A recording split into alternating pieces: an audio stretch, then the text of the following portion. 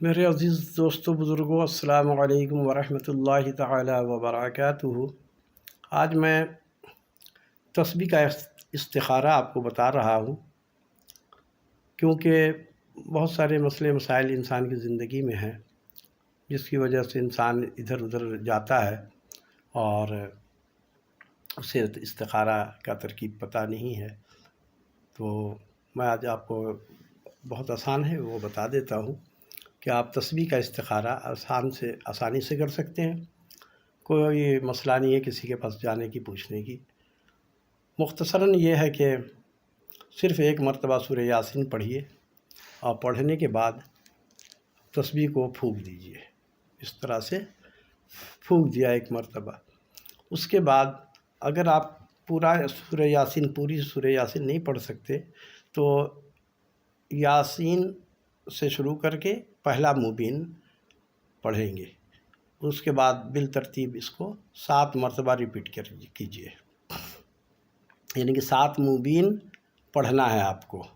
تو 7 مبین کا مطلب ہے کہ یاسین والقرآن الحکیم انک لمن المرسلین علی صراط مستقیم، یہاں سے پڑھ کے مبین پہ پہنچیں گے تو 7 مرتبہ پڑھیں گے، اور 7 مرتبہ پڑھنے کے بعد اس کو دم کر دیا۔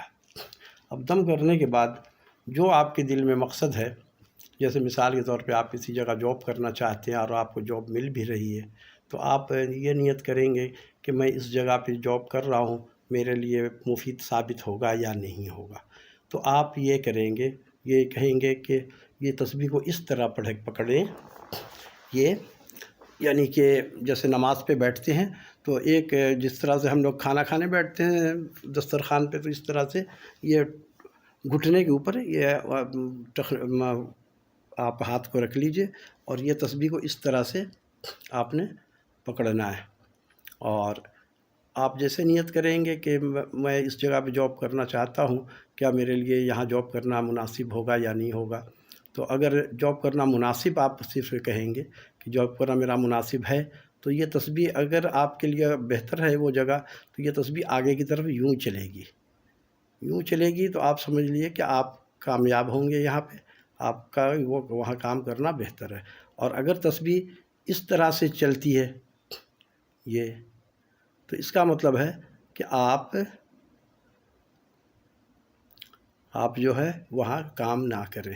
تو اسی طرح سے مختلف مسائل ہیں، شادی بیاہ کا بھی ہوتا ہے، تو آدمی وہاں پہ کہ بھئی اس لڑکا سے یا اس لڑکی سے ہم شادی کرنا چاہتے ہیں، ہمارے گھر کے لیے، ہمارے بچوں کے لیے یہ رشتہ بہتر ہے کہ نہیں ہے۔ تو اس میں بھی یہی نیت ہوگی آپ کی، اور دل میں آپ بولیں گے کہ میں یہ جاننا چاہتا ہوں، تو یہ پھر تسبیح اس طرح سے چلے گی۔ تو یہ بہت آسان ہے، تو آپ لوگ یہ کر لیا کیجئے۔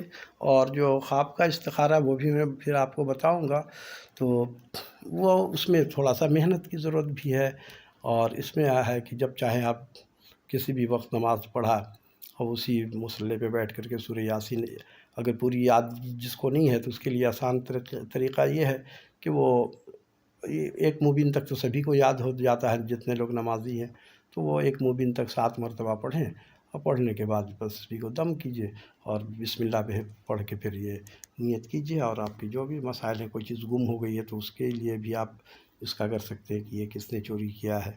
بہرحال چوری کے معاملات میں نہیں کرنا چاہیے، کیونکہ وہ پھر معاملات خراب ہو جاتے ہیں۔ تو میں نے یہ بتا دیا ہے، تو اس کو آپ لوگ یاد کر لیجئے۔ وما علینا الا البلاغ المبین۔